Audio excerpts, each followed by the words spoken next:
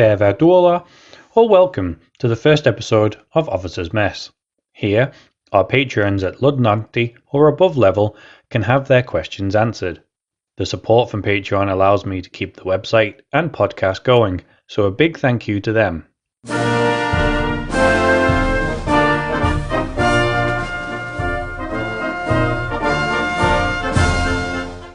So the question we have comes from my long-term friend and supporter, Lionel, who asked, how did Sweden and Novgorod effectively control their respective territories in Finland, Karelia, especially in the early Middle Ages?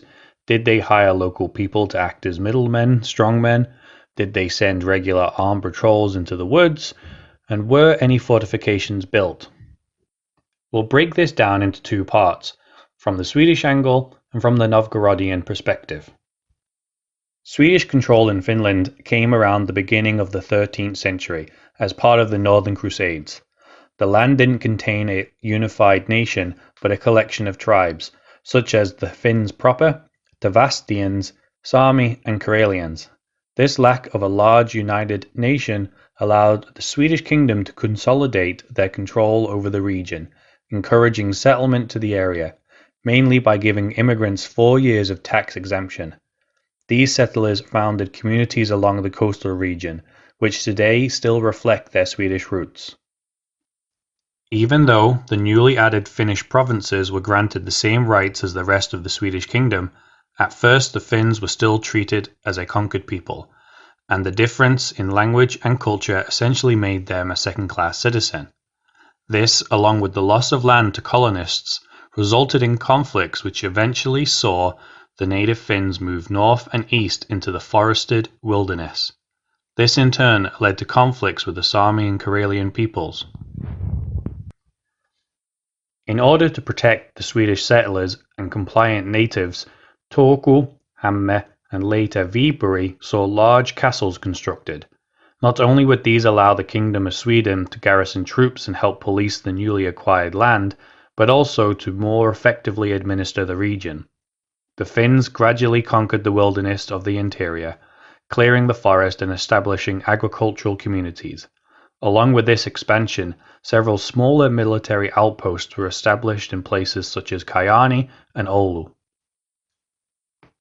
It wasn't long before the Swedish way brought stability, something not really seen in the area.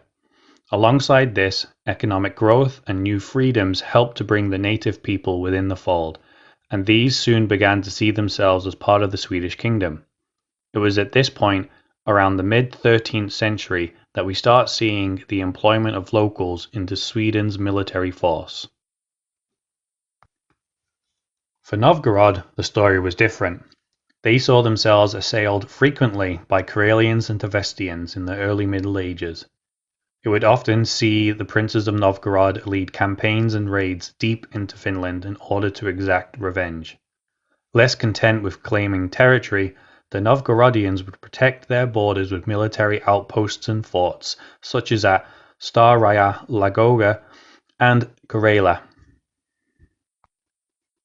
Novgorod also pursued friendly relations with the Finnic groups nearby, such as the Karelians, Votes, and Ingrians. When a large force of Finns were forcing their way into the territory of the Votes, a small detachment of Novgorodian soldiers were sent to aid in the defense of the Vote people. Sometime in the summer of 1149, these forces clashed and saw the Finns completely routed from the battle. Another example comes in 1191, with a joint raid by Novgorod and the Karelians that saw the Tavastians heavily defeated and unable to strike at any Novgorodian territory for some time.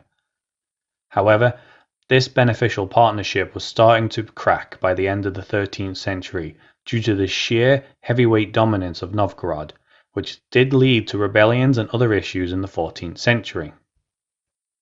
I hope this helps answer your question, Lionel. If you would like to ask a question on an upcoming episode of Officer's Mess, then join our Patreon and be given access to other perks too.